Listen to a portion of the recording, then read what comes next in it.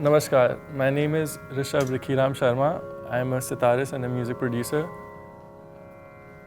Um, my guru was late Pandit Ravi Shankar. After that, I learned from Pandit Parimal Sadafal, who took me under his wing after my guru's unfortunate demise. And recently, I've been training under Pandit Arun Bharat.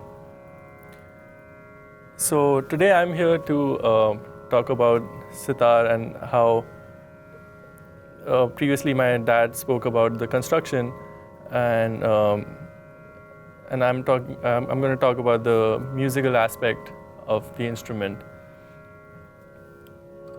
So before starting, gurus are revered more than gods and even our parents in an Indian culture. So I would like to start with the Guru Vandana before I begin my workshop or my talk.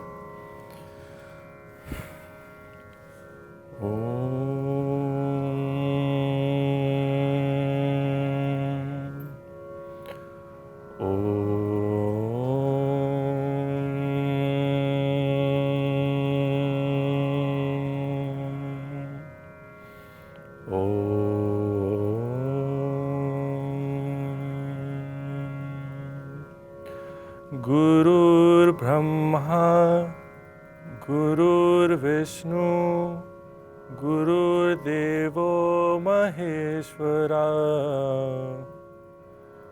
Gurur Sakshat Param Brahma, Tasmai Shri Guruve Namaha.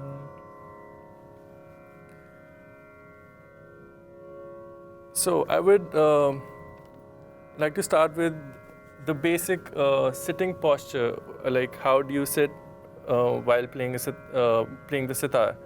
So this is the usual way. As you can see, my legs are crossed, and so to play the sitar, we need. A lot of people ask me why I only have one sock on. So that's because we need to grip the sitar on our left foot if you're a right-handed person. So we keep the sitar on the left foot, and we also have the tumba, our right hand on the tumba, and your right leg goes over your left leg in this fashion.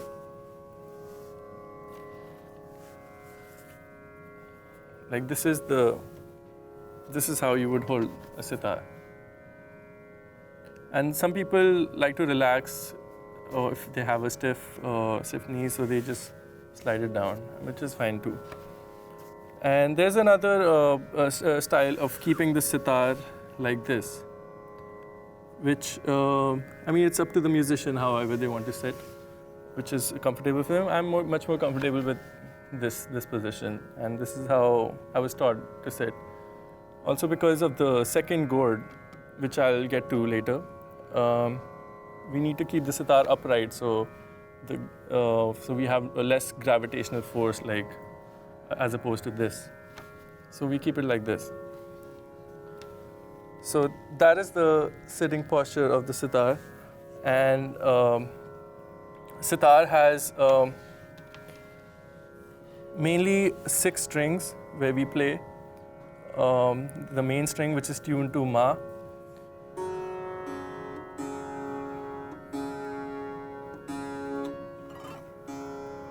In Indian music, we tune to a tonic rather than a chromatic tuning. So as you can hear, the tanpura, which is the drone instrument, usually accompanied in a Indian classical setting, it's tuned to C sharp. So C sharp's Ma would be madhyam, which is the natural fourth, which is G sharp. And our second string is tuned to the tonic, which is the C sharp. Then we have the pancham. Pancham translates to the fifth.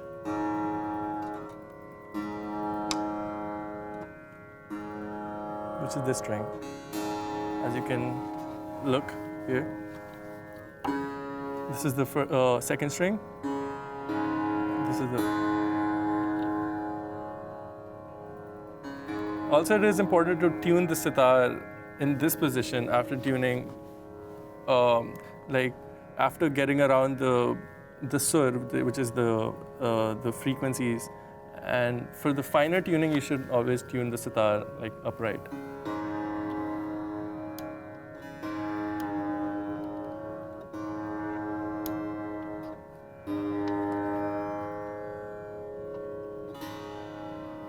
So this is, and then we have another tonic string, but which is tuned much lower, which is called kharaj, pancham and kharaj.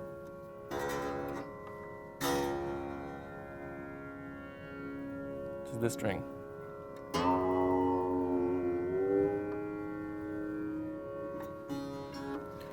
So,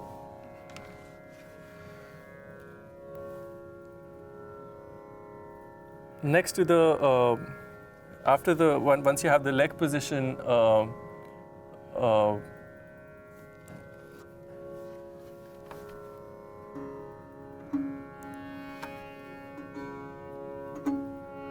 perfect. Once you have the leg position sorted out, then you move on to the hand position. So how I was taught was we keep the thumb. It's supposed to be locked just after the last fret of the instrument, which is about here. If you can look here.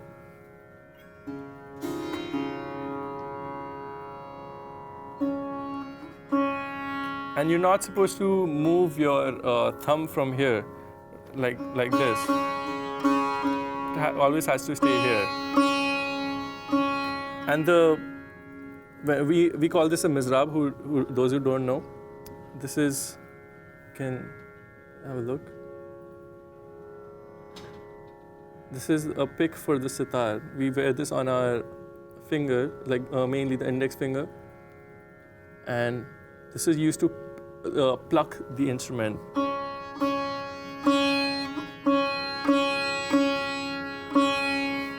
So my Guruji used to say that to produce the best tone, according to him, you must hit on a 90-degree tangent on the string. So which would be like this. But some players, they like to manipulate the sound and they want to get different tones. So you can play like this, closer to the bridge, you get a different sound. But also in my opinion, this when you struck it from the top, you get the whole body of the instrument, as opposed to like this. It's subjective, like how people choose to portray their musical picture. So next to, you must be seeing a lot of pegs going here, and you wonder what is the purpose of these strings. These are called the sympathetic strings, and these are tuned to a particular raga. Raga, I will get to the raga, what is a raga. And so they have a set tuning pattern.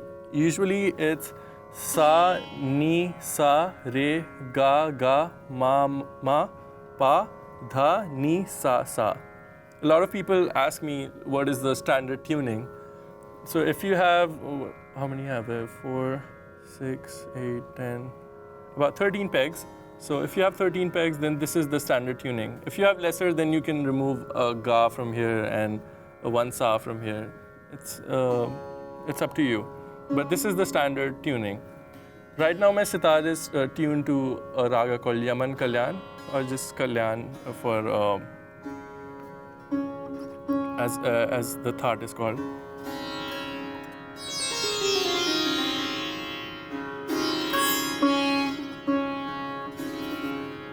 So the frets of the sitar are tied rather than being fixed, like on a guitar or Rudraveena, which is considered the father of the sitar. So, like you can see, we can move the frets quite easily and get sharps and flats.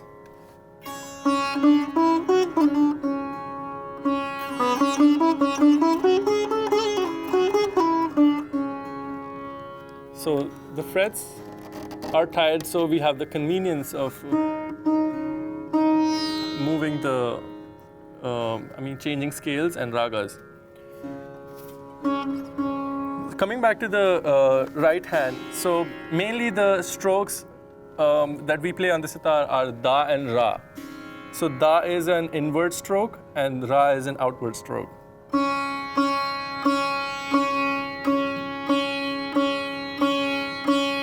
Just da ra da ra. And the combination of both simultaneously, it's called, not simultaneously, but one after the other, it's called dire. So you can have multiple combinations like da, dire, dire, dire, da, dire, da, ra, da, dire, dire, dire, da, dire, da, ra. Then dra, ra, da, da, dire, dire, dire, da, dra, ra, da, dire, dire, dire, da, dra, ra. And when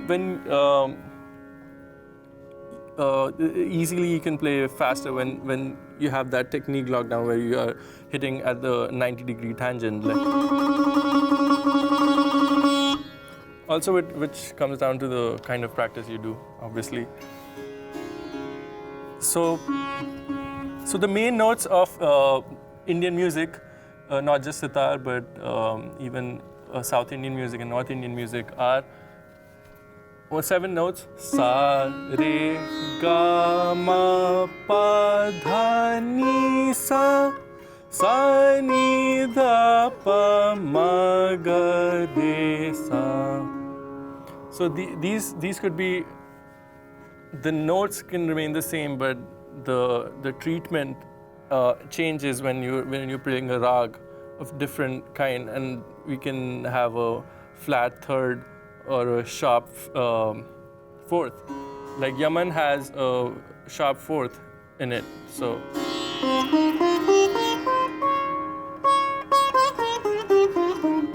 So it was like ni re ga ma dha ni sa, sa ni dha pa ma ga re sa.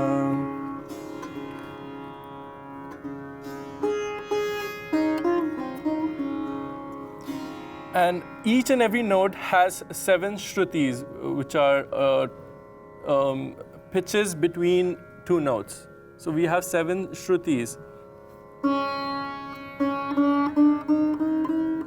So till you get to the note, you have. So shrutis, and aside from the notes,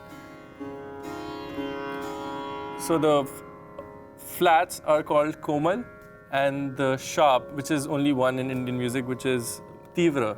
This is a tivra ma, which is the 4th of the scale. 1, 2, 3, 4.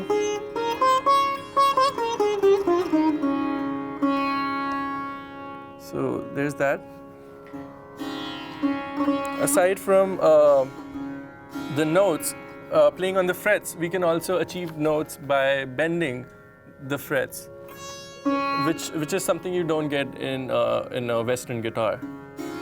I mean, not to the extent of how much bending you can get on a sitar. So.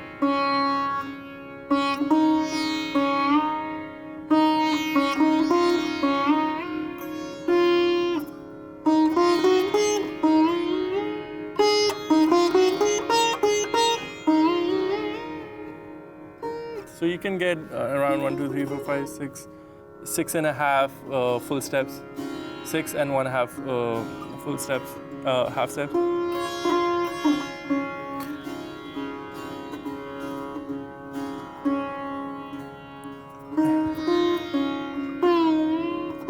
So the continuous oscillation of the bending of notes is called ghamak. Like I can demonstrate.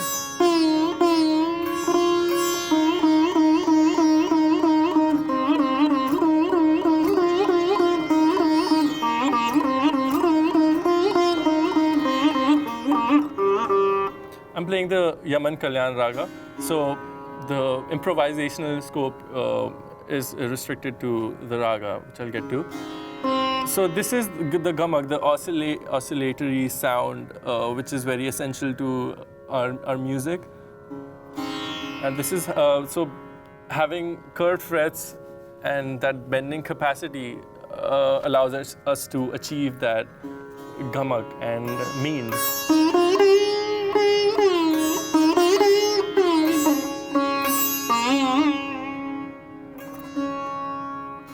So a combination of notes is called murki, like something like this. So in this actuality, we're playing. So like the curved frets allow us to do all these sort of things. So the next thing is andolan. Andolan is it's called dancing between the shrutis. So even if I'm playing ni, which is this note, so an andolan would be just going around in the pitch, which is not exactly a vibrato, but it's different.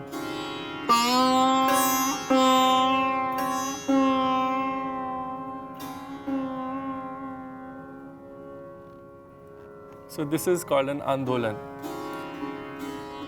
Going up and down the scale is called aroh and avroh. Aroh is ascending and avroh is descending, which is the other way in the sitar because we're going down the frets.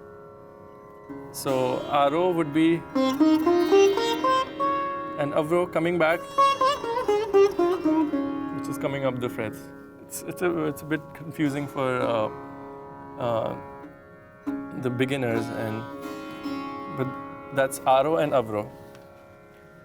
The next thing are the thats and the ragas. So thats are, we have 10 thats, which is Bilawal, Kalyan, Bhairav, Khamaj, Bhairavi, Marwa, Purya, Asavari, and what else? Purvi, Todi, and yeah, there's that. That's 10. And thats also, people call it thoughts because that's the base and the foundation of what the raga is built upon. So that, on that, like Kalyan that.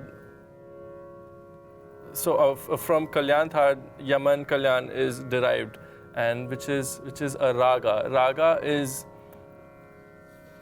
really hard to define what a raga is, but it's really easy to tell what it's not.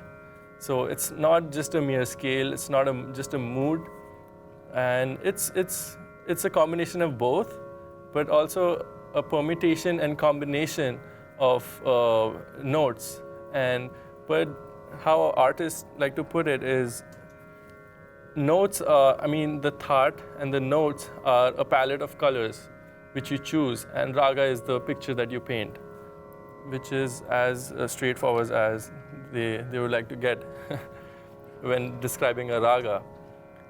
So raga usually has an introductory piece which is alap, jod and jhala, which is also divided into 3 parts. Alap is a very slow progression of the raga, which I will demonstrate right now. And I'm going to play an alap in Rag Yaman Kalyan. So after I play an alap for about 5 minutes or so, 4 to 5 minutes, I'll move on to jod and then jhala. So you'll have a clear picture and demonstration. Just checking the tuning. So these are the fine tuners for making finer adjustments.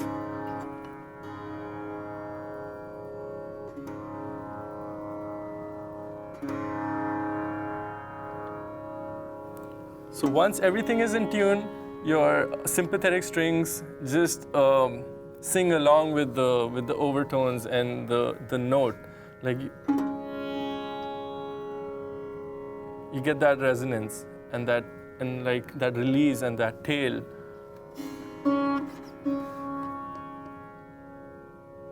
That is the beauty of our music.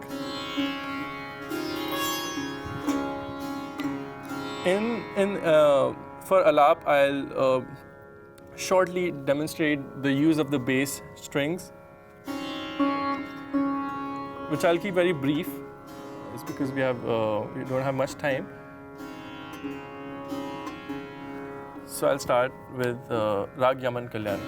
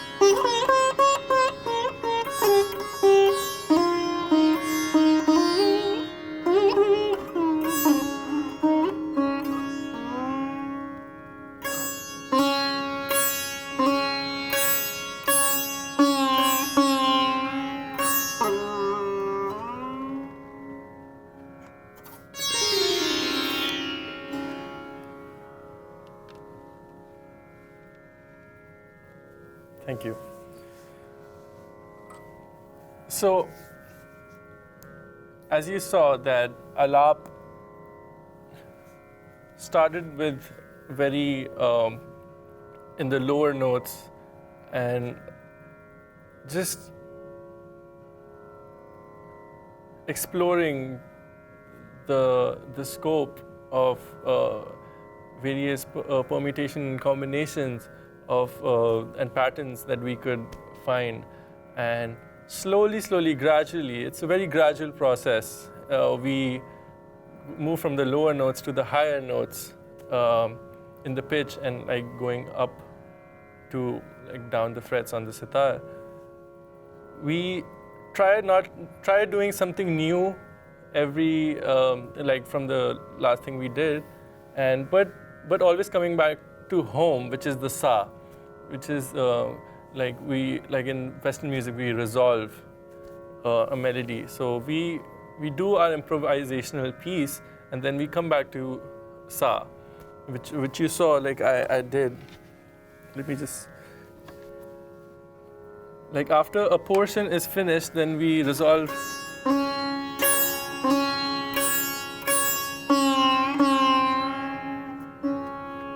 So this is like home to us. You do your thing, you work, or then you come back home. So this is alap. As I didn't talk about them earlier, but you saw I was using these high pitched strings, which are called the chikaris,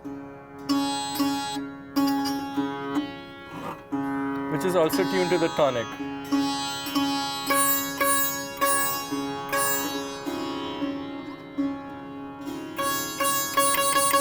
These are called the rhythm strings, as they give you the sense of the rhythm, and as the music picks up in speed, then you tend to use it more often than alap. There's a very selective use of these strings. When I will play jod, which is the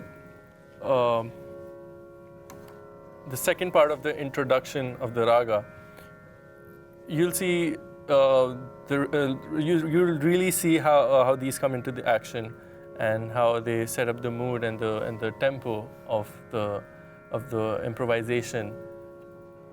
So I will play a little bit of jod in the same raga, Rag Yaman Kalyan.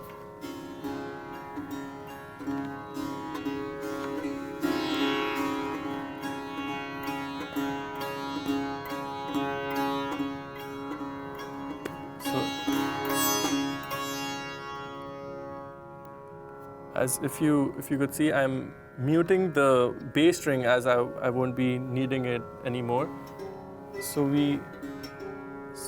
But it's an innovation of my guru and my grandfather, that they made this hook, so we can just hook the bass strings when you're not playing it, so it doesn't come in between the improvisation and the mood.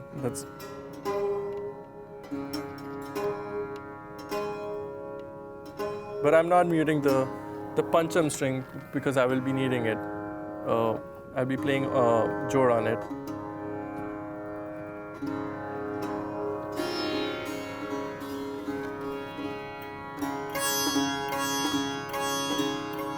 So you set the tempo.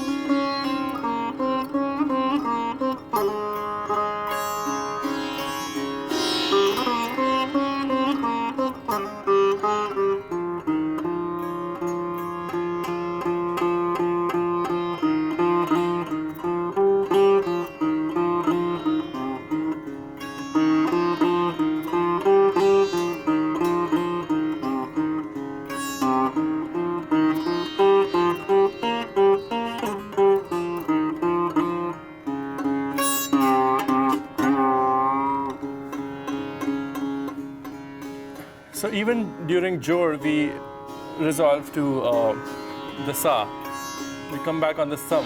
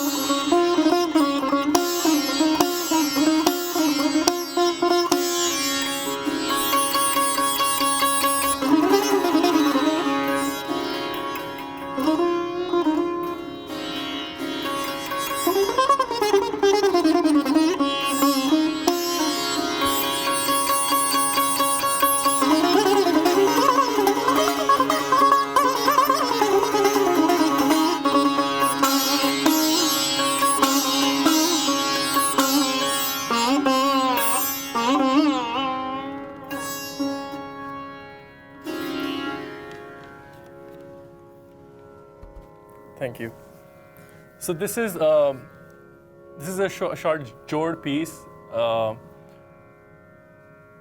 in Rag Yaman Kalyan. So as you saw that it also had its own the slower tempo before, then it picked on to a much faster progression and patterns and just different paths we choose to explore the raga. And after the Jod, there is a segment called the Jhala, which ends at a point zenith. It starts from the tempo I left, Jod, and it picks up from there just till a point of which is said climax or whatever people call it. So I will play a little bit of Jhala.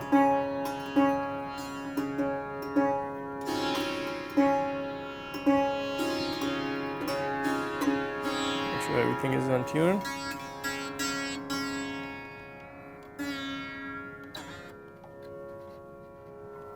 Sorry, excuse me.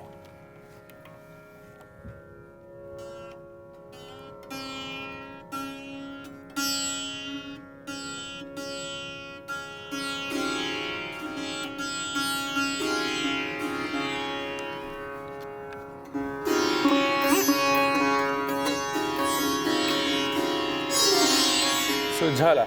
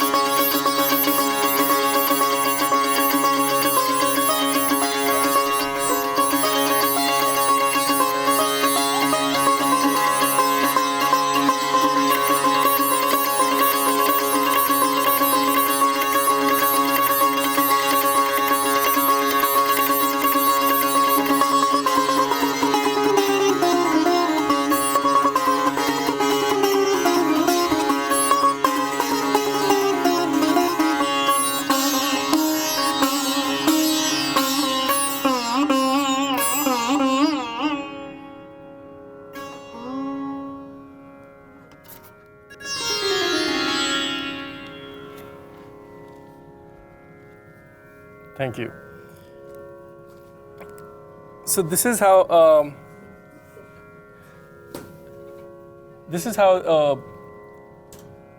Jhala piece goes on and ends at a very high tempo, and this gives, so the whole exercise of Alap, Jod and Jhala gives us a detailed picture and also a scenic view of the whole raga and what is the landscape of the possibilities and probabilities of improvisation. After the Alap, Jod and Jhala, we have Gat. Gat is the composition which is played along with the tabla and which is tal band. Tal band means it's locked to a tala, which is a rhythm cycle. So today we are fortunate to have my dad with me, along with me, to accompany me on the tabla, and he also gave a demonstration of how the construction of the sitar happens. So I will be demonstrating Gat in Teen Tal, which is a 16-beat cycle, which goes like dha dhin dhin dha dha dhin dhin dha dha tin tin ta ta dhin dhin dha dha dhin dhin dha 5 6 7 8 9 10 11 12 13 14 15 16 1. So this is the most basic tal, and this is what I teach to my students who are just beginners, Indian music or Western music otherwise. So it's a very groovy tal, and like everyone is used to the 4/4 time signature. It's the most common and very popular.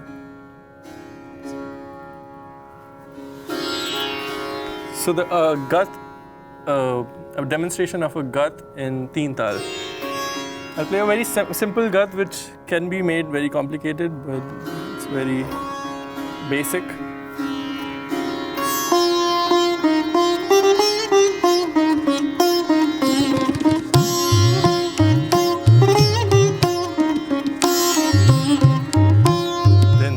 Dha din din da dha tin tin ta ta din din.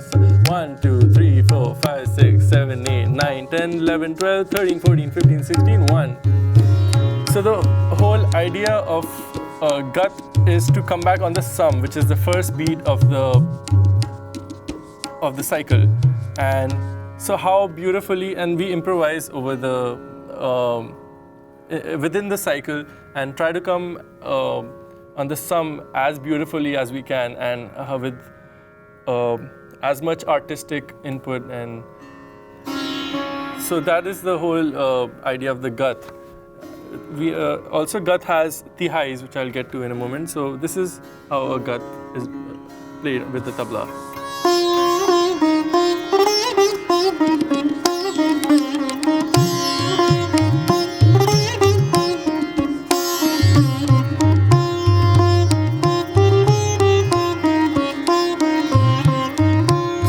Just a very basic, how a basic Gat and its timing is.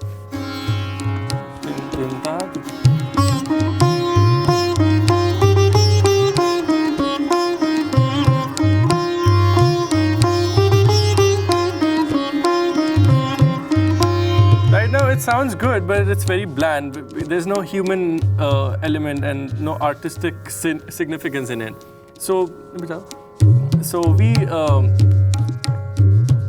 embellish it and beautify it with embellishments such as Krintan, Zamzama, and the dir strokes. So a good demonstration would be.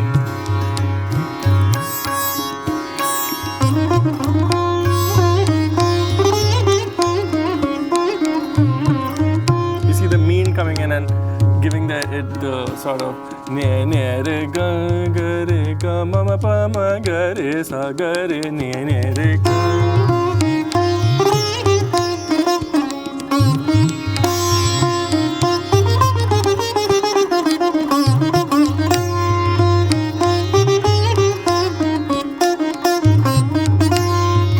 So all these variations and embellishments are up to the musician and it's his or her own musicality. So guts are usually filled with tans, which are a cluster of notes and leading always back to the sum or the gut where the gut is picked up from. In this case, this gut is picking up from the ninth beat. Excuse me. 1, 2, 3, 4, 5, 6, 7, 8, 9, 10, 11.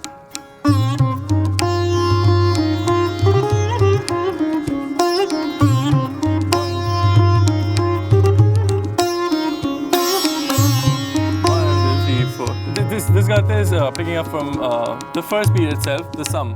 So da tin tin ta da tin tin ta tik din. 1, 2, 3, 4, 5, 6, 7, 8, 5, 6, 7, 8. Ni ni re ga ma ma pa ma ga re sa ga re ni re ga.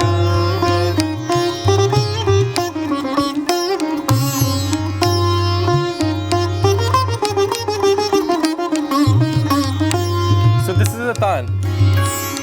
When we do, we play a bunch of notes and come back on the sum.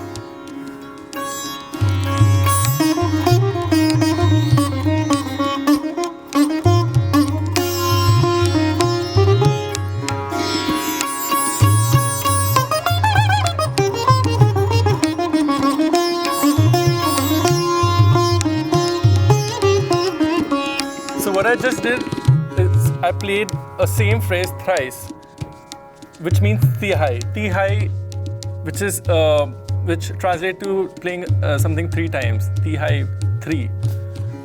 So usually we craft tihais right on this when we're improvising on stage. How beautifully can we arrive on the sum? So we play a tan and we usually end up with a tihai. I will demonstrate that just now.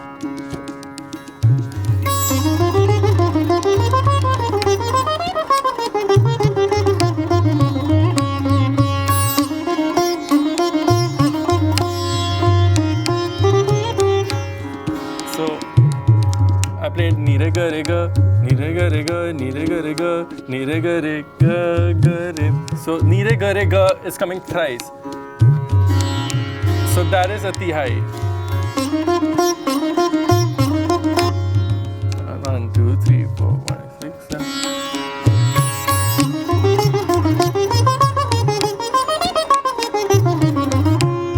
So this is the tan played by itself.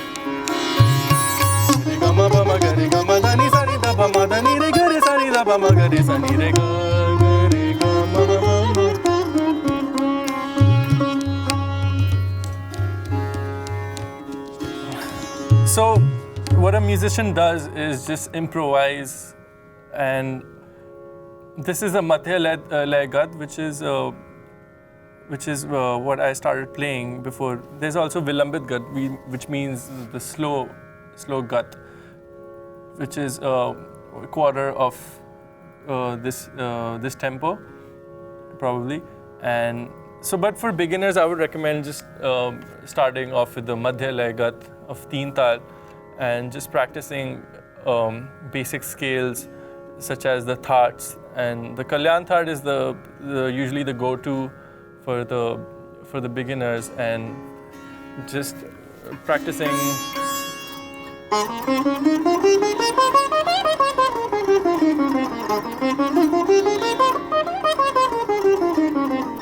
So this is called sapat, going up and down the frets in a particular thad, and not going out of tune, just maintaining the essence of the raga. So this is something I would recommend beginners to pick up on. And aside from that, so the tuning is done on a particular rag. When you switch the ragas, then as I said, if komal and tivra swaras are introduced into a raga, then you tune it from here and then play it on the frets. Also, the frets need to move if there is a komal re, like I demonstrated earlier. To achieve a komal re, we have to the second flat. So we have to move the fret and achieve that, and also which corresponds. So there should be a corresponding tarab, which is the sympathetic string that should respond to when you play the note. Which is, I think I'll do it in the next episode or something.